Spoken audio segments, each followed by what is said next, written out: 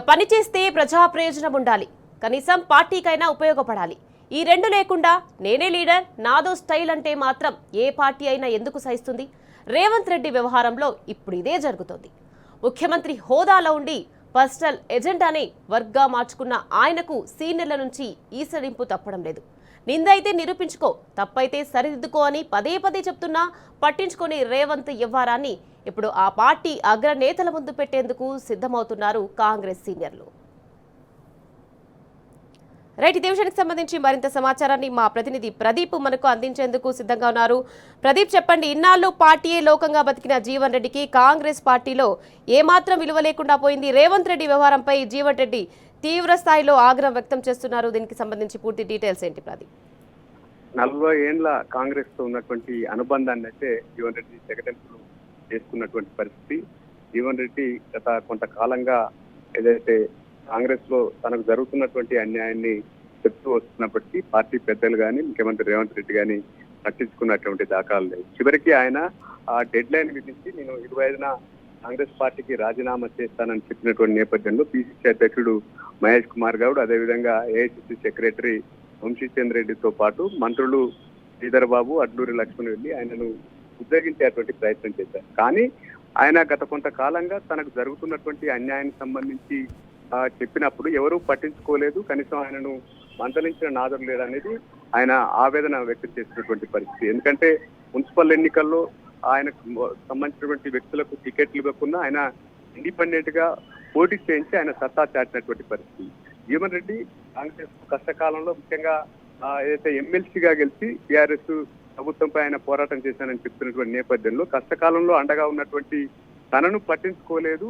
అంతేకాదు, మొదటి నుంచి రేవంత్ రెడ్డి అధికారంలోకి వచ్చిన తర్వాత, ఆయన నేతృత్వంలో అధికారానికి వచ్చిన తర్వాత పాత కాంగ్రెస్ నేతలను పూర్తిగా విస్మరిస్తున్నారన్నటువంటి విమర్శలు అయితే ఉన్నాయి. మొత్తం రేవంత్ రెడ్డితో వచ్చినటువంటి తెలుగుదేశం పార్టీకి సంబంధించినటువంటి నేతలకే అధిక ప్రాధాన్యత ఇస్తున్నారు. ఇటీవల రాజ్యసభకు సంబంధించినటువంటి ఎంపీ విషయంలో కూడా వేం నరేందర్ రెడ్డికి ఖరారు చేసినటువంటి పరిస్థితి. మొత్తానికైతే తెలుగుదేశం నుంచి కాంగ్రెస్ నేతలకు సంబంధించి ప్రాధాన్యత దక్కుతుంది పదవుల విషయంలో అనేది ప్రధానంగా జరుగుతున్నటువంటి చర్చ. ఈ నేపథ్యంలో పాత కాంగ్రెస్ నేతలంతా ముందు నుంచి ఉన్నవారు హోదాల్లో పనిచేసినటువంటి కాంగ్రెస్ పార్టీనే తోనే ఉన్నటువంటి నేతలకు మాత్రం విస్మరిస్తున్నారన్నటువంటి విమర్శ ఉంది. ఆ రకంగా పాత కాంగ్రెస్ నేతలు పలు సందర్భాల్లో తమకు జరుగుతున్న అన్యాయాలకు సంబంధించి కాంగ్రెస్ అధిష్టానానికి నివేదించినటువంటి పరిస్థితి. ఇటీవల మీనాక్షి నటరాజన్ ఇన్ఛార్జిగా వచ్చిన తర్వాత ఎవరైతే ముందు నుంచి ఉన్నవారో వారికి సంబంధించినటువంటి నేతలకు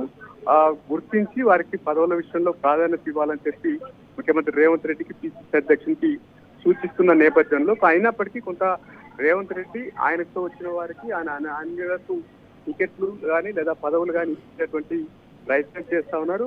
దీంతో ఏదైతే కాంగ్రెస్ పార్టీ పూర్తిగా ఇబ్బంది ఎదుర్కొనేటువంటి పరిస్థితి. ఎందుకంటే దాదాపు ఎన్నో ఏళ్ల నుంచి కాంగ్రెస్ పార్టీని నమ్ముకున్న వారికి పట్టించుకోవడం లేదు. ఇటీవల జరిగినటువంటి రాజ్యసభ అభ్యర్థుల ఎంపికకు సంబంధించి కనీసం జీవన్ రెడ్డి పేరు షార్ట్ లిస్ట్ లో కూడా లేకపోవడానికి కూడా కొంత విమర్శలకు సాధిస్తున్నటువంటి పరిస్థితి. జగన్మోహన్ లాంటి సీనియర్ నేత కూడా తనకు అవకాశం ఇవ్వాలని కోరినప్పటికీ ఆయన కూడా కన్సిడర్ చేయనటువంటి పరిస్థితి. చాలా మంది రాజ్యసభకు సంబంధించి హోప్స్ పెట్టుకున్నారు, పాత వాళ్ళకి ఇస్తారని. కానీ రేవంత్ రెడ్డి తన సన్నిహితుడు, స్నేహితుడు వేం నరేందర్ రెడ్డికి పెట్టినటువంటి పరిస్థితి. మొత్తానికైతే పాత కాంగ్రెస్ నేతలను ముఖ్యమంత్రి రేవంత్ రెడ్డి పొమ్మన లేక పొగ పెడుతున్నారన్నటువంటి విమర్శలు కూడా ఉన్నాయి. ఇటీవల జరిగేటువంటి త్వరలో జరిగేటువంటి మంత్రివర్గ షెఫ్లింగ్ లో కూడా పాత కాంగ్రెస్ నేతలు పక్క పెడతారన్నటువంటి విమర్శలు అయితే వినిపిస్తున్నటువంటి పరిస్థితి.